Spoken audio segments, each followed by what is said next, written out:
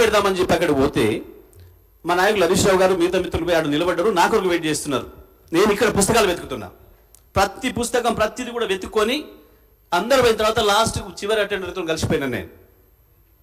కానీ వెళ్ళిపోయిన రోజు మీరు తీసుకోకుండా పోయిననే మాట కరెక్ట్ కాదు సార్. అది దయచేసి మేము దాని నుంచి పెద్ద మేము దాని మీద సీరియస్గా ఇది కావట్లేదు, కానీ సరి చేసుకోండి రేపటికైనా అని చెప్పినాం తప్ప దాని మీద ఉన్నట్టు మాట్లాడుకుంటాం. అధికారులు తప్పుగా పట్టిస్తారు, చర్య తీసుకోండి. నేను ఏమంటారు, మీకు తప్పుడు సమాచారం వచ్చిన వాళ్ళు మీరు చర్య తీసుకోండి. ప్రెస్లో బయలుదేరిన సమయం ఉంటుంది, బండి లాగ్బుక్లో ఉంటుంది, సెక్యూరిటీ దగ్గర నోట్ చేసి ఉంటుంది. ఎట్లా అండి ఇట్లా జరిగి ఉండొచ్చు, పెద్ద ఇష్యూ దానికి అది పెద్ద సమస్య కాదు. కానీ నేను దృష్టి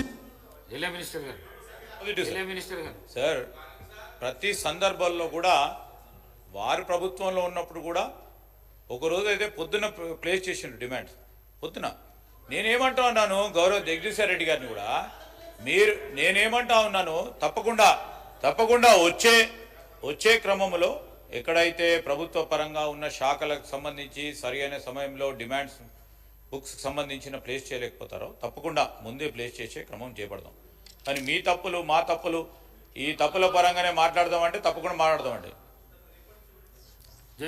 జగదీశ్వర్ రెడ్డి అధ్యక్ష, ధన్యవాదాలు అధ్యక్ష. ఎల్ఏ గారు ఆ మాట ముందే చెప్పుంటే ఎంతసేపు కూడా చర్చ చేసే పని లేదు మనం. ఎందుకంటే జరిగితే నేను కూడా అన్నా, జరిగినవచ్చు ఆలస్యం అయ్యిండొచ్చు దానికి. కానీ అది చెప్పకుండా అధికారులు తప్పుదో పట్టించే పద్ధతిలో నేను సాయంత్రం పంపినామంటే ఎంత తప్పు మాట సార్. అది సాక్షాత్తు శాసనసభాపతికే తప్పు చెప్తే ఎట్లా కరెక్ట్ కాదు కదా. సో అధ్యక్ష, ఓకే అధ్యక్ష, సరే ఓకే, నాకు అందుబాటులో సబ్జెక్ట్ మేరకే వస్తాను నేను కూడా. అధ్యక్ష, ముందుగా మొన్న ఎందుకు మరి మనం 10 రోజులు పెట్టుకుందాం పట్టరాదు, ఏమైంది? మీరు చాలా డెమోక్రటిక్గా ఉన్నారు, 10 రోజులు 20 రోజులు పెడదాం, రోజుకు ఒక పద్దు మీద చర్చ పెడదాం పట్టరాదు, ఏమైంది? 30 గంటల లోపల చేయాలని తెలుసు మీకు. ఓ 10 రోజుల ముందే పెట్టుకుంటే ఏమైంది? 10వ తారీఖే పెడితే ఏమైంది? తప్పే ఉంది దానికి. అట్లా చర్చ కాదానికి పోతానంటే కష్టం.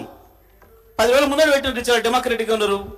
మేమంటే వాళ్ళు చేసినాం కాబట్టి ప్రజలు మమ్మల్ని ఇటు పంపినరు. బట్టి గారు నోరు తెరిస్తే మేము డెమోక్రటిక్ ఇదేంటి? ఒకటే రోజు 19 పద్ధతులు పెట్టి డెమోక్రటిక్ ఇది ఎట్లనండి? ఆ చర్చలు వద్దుగా సబ్జెక్టులకి పోదాం. అధ్యక్ష, మొదటగా మొన్న ఆర్థిక పత్రం పైన మా సభ్యులు హరీష్ రావు గారు మాట్లాడుతున్న సందర్భంలో వారు స్పష్టంగా మేం అవసరమైతే 30 కోట్ల రూపాయల నష్టానికైనా సిద్ధపడ్డం తప్ప 30,000 కోట్లు రైతాంగానికి మీటర్లు పెట్టడానికి మా ముఖ్యమంత్రి గారు అన్నట్టు కేసీఆర్ గారు ఒప్పుకోలేదు అని చెప్పి వారు చెప్తా ఉన్నారు వాళ్ళ ఫ్లోలో. మధ్యలో ముఖ్యమంత్రి గారు లేచి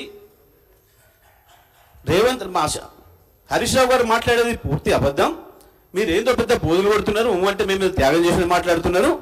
కానీ ఇగో మీరు కేసీఆర్ గారు మోడీ గారు ఇద్దరు కూర్చొని సంతకాలు పెట్టుకున్నారు, దావతులు చేసుకొని నాకు దొరికింది చూడు అని చెప్పి కొలంబస్ లాగా వాస్కోడిగాంలా కూడా పట్టుకొని వచ్చింది పత్రిక, ఒక పేపర్.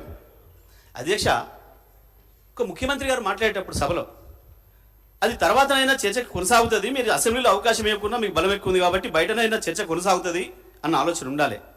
ఏం చదివిన అధ్యక్ష ముఖ్యమంత్రి గారు? Installation of smart meters for all consumers అని ఇక్కడ అదర్ దెన్ అగ్రికల్చర్ కన్జ్యూమర్స్ అనేది వదిలేసి consuming about 500 units month by 31st December 2018 and consuming about 200 units month by 31st December 2019. ఇది చదివిండి అధ్యక్ష. ఇది పద్ధతి అయితే అధ్యక్ష? ప్రజలు పక్కదోరు పట్టించడం కాకపోతే, సభను పక్కదోరు పట్టించడం కాకపోతే ఏమైంది అధ్యక్ష? మనం వెనకడ వినేది ఒకటే మాట, ఎవడో చదువు మాట్లాడరాక రాముడి తోక తర్వాత పివరిండి ఇట్లుండే అనే మాటలు మనకు తెలుగు టీచర్లు చెప్పేటోళ్ళు. ఎట్లా చదవాలి వాక్యాలు అని చెప్పడానికి వ్యాకరణం నేర్పేటప్పుడు చెప్పేటోళ్ళు అధ్యక్ష. రాముడితో కపివరుడు ఇట్లా ఏం చెప్పాలరా అని చెప్పారు మనం. ఒకవేళ మరి అది వినుండకపోతే మేమేం చేయలేము, వాళ్ళ దురదృష్టం తప్ప. అందుకే దీని ద్వారా సభ రికార్డు సరి చేయాలని చెప్పి మేము కోరుతా ఉన్నాం అధ్యక్ష. ఆ రోజు మా హరీష్ రావు గారు అదే చెప్పాలని అనుకుంటే, సరే సమయాన్ని బట్టి మీరు ఇవ్వలేకపోయారు, అవతల మండలి ఉంది అని చెప్పి. కానీ ఇప్పటికైనా ఇది సభ ద్వారానే ప్రజలకు పోవాలి కాబట్టి నేను ఈ విషయాన్ని స్పష్టంగా చెప్పిన. దయచేసి మళ్ళీ పునరావృతం కాకుండా చూసుకుంటే మంచిది. పెద్దలు ఎవరైనా అది వాళ్ళకి సంబంధించి ప్రజలు ఏం భావన బుద్ధిని ఆలోచించుకోమని చెప్పి విజ్ఞప్తి చేస్తా ఉన్నా అధ్యక్ష. అయితే దీంట్లో హరీష్ రావు గారు ప్రస్తావించింది జనరల్గానే చెప్పిండు తప్ప వారు ఏ స్కీమ్ల గురించి ఇంకో గురించి చెప్పలే. వారు చెప్పింది ఉదయ స్కీమ్ గురించి. ఉదయ స్కీమ్ అప్పటికే భారతదేశంలో ఉన్న 27 రాష్ట్రాలు చేరినాయి. ఆ ఉదయ స్కీమ్ అనేది తీసుకొచ్చింది కేవలం డిస్కంల యొక్క ఆర్థిక పరిస్థితిని సరిదిద్దడానికి, పరిపుష్టి చేయడానికి. ప్రత్యేకించి ఉత్తరప్రదేశ్, బీహార్ లాంటి రాష్ట్రాలలో డిస్కంలు మొత్తమే క్లోజ్ అయిపోతున్నాయి, ఇక కరెంట్ ఇచ్చే పరిస్థితి లేకుండా పోతున్నాయి. అక్కడ ఉండే కొంత ఆ ఇబ్బందుల వల్ల బిల్లులు వసూలు చేయలేకపోవడం, మీటర్లు పెట్టలేకపోవడం, పెట్టిన వాటికి వసూలు చేయలేకపోవడం వల్ల దెబ్బతింటున్నాయి. అటువంటి వాటిని కాపాడాలి అని చెప్పి పథకం తెచ్చిన మిగతా రాష్ట్రాలలో కూడా దీన్ని అవైల్ చేసుకోండి, ఇది కేవలం క్రమశిక్షణకు సంబంధించింది తప్ప ఇంకొకటి కాదు అనే మాట చెప్తూ, స్మార్ట్ మీటర్లు అనే విషయం ఎక్కడనైతే వెళ్ళి బిల్లులు తీసుకుంటున్న సందర్భంలో ఎక్కువగా దాడులు జరుగుతున్నాయో వాళ్ళ మీద, అధికారుల మీద, రీడింగ్ చోట అది అవసరం లేకుండా మన డిస్కమ్ హెడ్ ఆఫీస్లోనే అక్కడ ఉన్న మీటర్ది కూడా ఇక్కడ నమోదు అవుతుంది, అవకాశం దొరుకుతుంది మనకు. ఇది ప్రధానంగా. రెండవది పిల్ఫరైజ్ తగ్గుతుంది. ప్రీపెయిడ్ మీటర్లు పెట్టడం ద్వారా ఎంత అవసరం ఉన్న వాళ్ళు అంతే కొనుక్కుంటారు, ముందే డబ్బులు చెల్లిస్తారు కాబట్టి ఇబ్బంది లేకుండా పోతుంది. డిస్కమ్లకు ఇది ఉపయోగం అవుతుంది అని చెప్పి ఆ రోజు అది తీసుకొచ్చింది కేంద్రం. అన్ని రాష్ట్రాలు చేరినాయి, మాకంటే ముందే కాంగ్రెస్ పాలిత రాష్ట్రాలు కూడా చేరినాయి, అన్నట్టు రాజస్థాన్, సిమ్లా రాష్ట్రాలు కూడా చేరినాయి.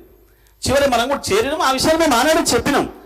చెప్పడమే కాదు, 9,000 కోట్ల రూపాయలు డిస్కౌంట్లో మేము తీసుకున్నాం, అప్పుడు మనం భారం తీసుకున్నాం.